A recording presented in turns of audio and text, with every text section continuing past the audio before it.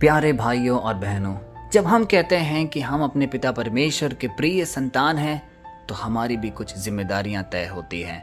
कुछ ऐसी जिम्मेदारियां जिसमें हमें अपने पिता परमेश्वर के साथ एक खूबसूरत संवाद निरंतर अपने जीवन में बनाए रखना है, क्योंकि इसी के जरिए पिता परमेश्वर हमारे जीवन में असंख्य वरदान देता है और वह हमें बताने और समझाने की कोशिश करता है कि हमें अपना जीवन व्यापन किस तरीके से करना है। एक खूबसूरत सा उदाहरण है ये प्रार्थना सभाएं, जब हम अपने पूर्ण हृदय से पिता परमेश्वर के जीवंत वचन का अध्ययन करते हैं। इस प्रकार हम उनकी नजरों में प्रिय कहलाते हैं। इन सारे अवसरों के लिए, इन सारे मौकों के लिए आज हम तहे दिल से अपने पिता परमेश्वर को धन्यवाद दें। आज हम इस बात का अध्ययन करेंगे कि किस प्रकार हम अपने रोजमर्रा के जीवन में कई बातों से गहरे रूप से प्रभावित होते हैं।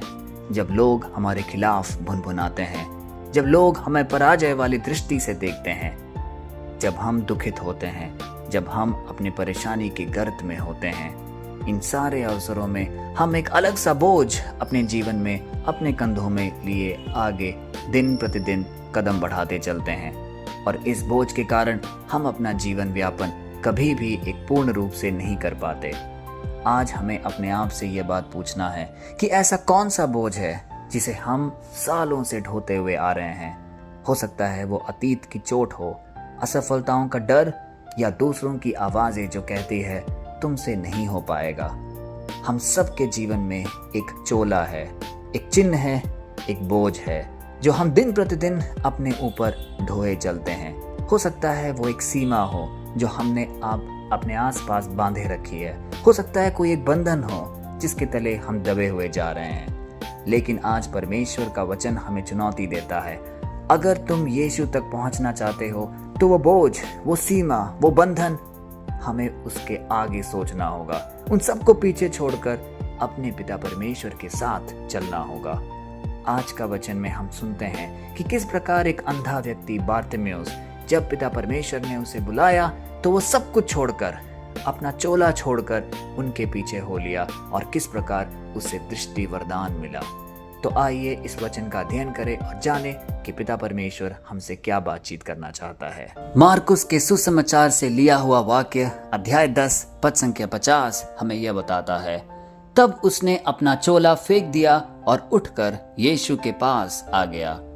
तब उसने अपना चोला फेंक दिया और उठकर यीशु के पास आ गया।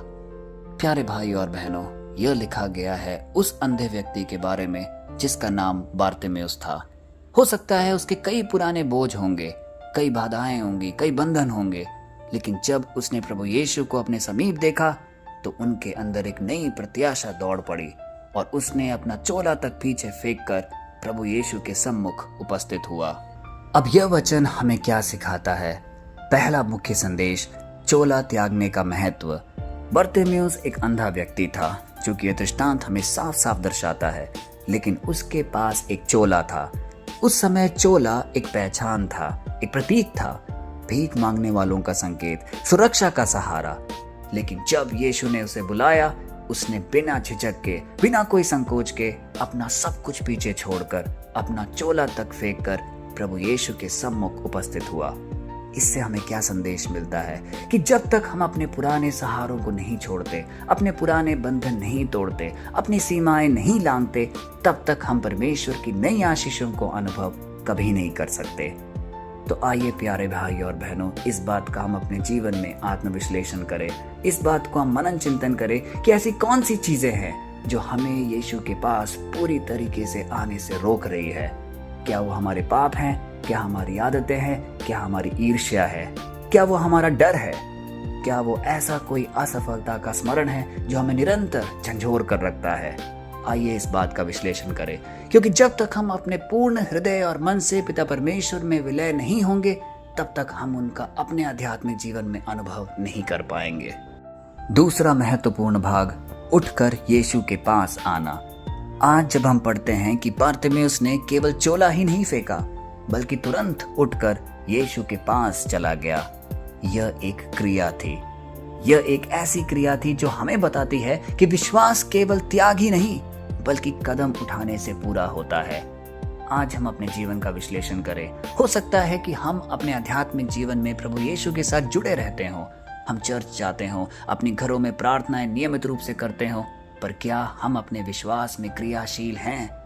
क्योंकि यीशु के पास आना ही असली जीवन की शुरुआत है। यीशु में सक्रिय होना ही जीवन की असली शुरुआत है। आइए इस बात को हम जांचें और अपने जीवन में पड़ताल करें, और जो भी कमियां हैं उसे प्रभु यीशु के नाम पे पूरा करें। प्रभु यीशु ख्रीस्त में मेरे प्यारे भाइयों और बहनों, आज का वचन हमें एक शक्तिशाली विश्वास का आह्वान देता है। बरतिमेउस जानता था कि उसका अंधकार केवल यीशु ही मिटा सकता है। उसने चोला फेंका, एक कदम उठाया और यीशु से दृष्टि पाई। आज हमारे जीवन का भी यही आह्वान है। जो हमें बांधता है, जो हमें तोड़ता है, जो हमें सीमा में समेट कर रखता है, उन सबको छोड़कर यीशु के पास दौड़े पहुंच जाएं, क्योंकि यीशु ही हमें चंगाई दे सकता है, वही हमारे सारे दुख हर सकता है। इस बात को हम अपने जीवन में संजोए रखें और पिता परमेश्वर के साथ उसके सामर्थ्य में, उसकी सन्निधि में एक नियमित रूप से अपने आप को उपस्थित करें। तो आइए इस छोटे से प्रार्थना में बढ़ने से पूर्व हम वो सारे निवेदन याद करें जो हमें हमारे परिजनों ने प्रार्थना में रखने को कहा है। हो सकता है हमारे परिवारजनों के लिए, अपने आध्यात्मिक जीवन के लिए, जो भी हमारे निवेदन है पिता परमेश्वर के चरणों में हम रखते हैं और पिता परमेश्वर से एक बड़े शक्तिशाली विश्वास के लिए प्रार्थना करें। हे परम पिता परमेश्वर, तू हमें देखता, सुनता और परखता है। आज का ये वाक्य जो आपने हमें दिया है, इसने हमारे अंदर एक शक्तिशाली, प्रभावशाली चेतना सी भर दी है। क्योंकि जब बरतिमेउस एक अंधा था, वो अपना सब कुछ छोड़कर आपके सम्मुख आया तो आपने उसे दृष्टि दी, क्योंकि आपने उससे पूछा कि तुम मुझसे क्या चाहते हो। तब उसने कहा कि मैं देखना चाहता हूँ। इसी प्रकार मेरे प्यारे प्रभु यीशु, आप जब हमसे पूछेंगे कि तुम क्या चाहते हो अपने जीवन में, हम भी हमेशा प्रस्तुत रहेंगे अपनी सारी कमजोरियों को, हमारी सारी निवेदनों को आपके सम्मुख रखने के लिए, क्योंकि हम जानते हैं कि आप में इतनी शक्ति है। आप वो शक्तिशाली परमेश्वर हैं जो हमारी सारी इच्छाओं को, सारी मनोकामनाओं को पूरी कर सकते हैं। हम इस बात का दृढ़ संकल्प अपने जीवन में लेकर चल रहे हैं और हर एक प्रार्थना सभा में हमारा विश्वास दिन प्रतिदिन आप पर बढ़ता ही जा रहा है। हे परमपिता परमेश्वर, हम सब के लिए प्रार्थना करते हैं। आज जो इस प्रार्थना सभा में उपस्थित हैं, हर उस व्यक्ति के मन और हृदय को टटोल। जो भी ऐसी प्रार्थनाएं हैं जो काफ़ी समय से पूरी नहीं हुई हैं, उन सबको आपके चरणों में रखते हैं और आपके नाम पे हम प्रार्थना करते हैं। इन सारे मतलबों के लिए प्रभु पिता परमेश्वर के नाम पर हम चढ़ाते हैं। हमारी प्रार्थना सुनिए। प्यारे भाइयों और बहनों, आज का वचन बड़ी ही खूबसूरत तरीके से हमें इस बात को ज्ञात दिलाता है कि जब हम अपने पुराने बोझ, पाप और डर को छोड़ते हैं, तभी हम उस स्वतंत्रता और चंगाई का अनुभव अपने जीवन में कर सकते हैं जो कि मसीह हमें प्रदान करता है। आज प्रभु हम सबको बुला रहा है, हर उस व्यक्ति को जो इस प्रार्थना सभा में आज उपस्थित हैं। वो हमें कई वरदानों से नवाजना चाहता है, लेकिन हमें अपनी सत्य प्रतिज्ञता, अपनी कृतज्ञ हृदय से पिता परमेश्वर के सम्मुख दिन प्रतिदिन हाजिर होना है।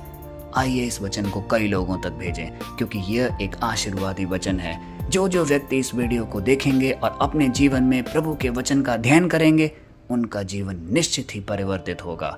यह है पिता परमेश्वर की प्रतिज्ञा हम सब के लिए। तो कल फिर मिलते हैं, तब तक के लिए पिता परमेश्वर की असीम दया, कृपा और क्षमा में आप सबको समर्पित करते हैं प्रभु यीशु के नाम पर। आमीन।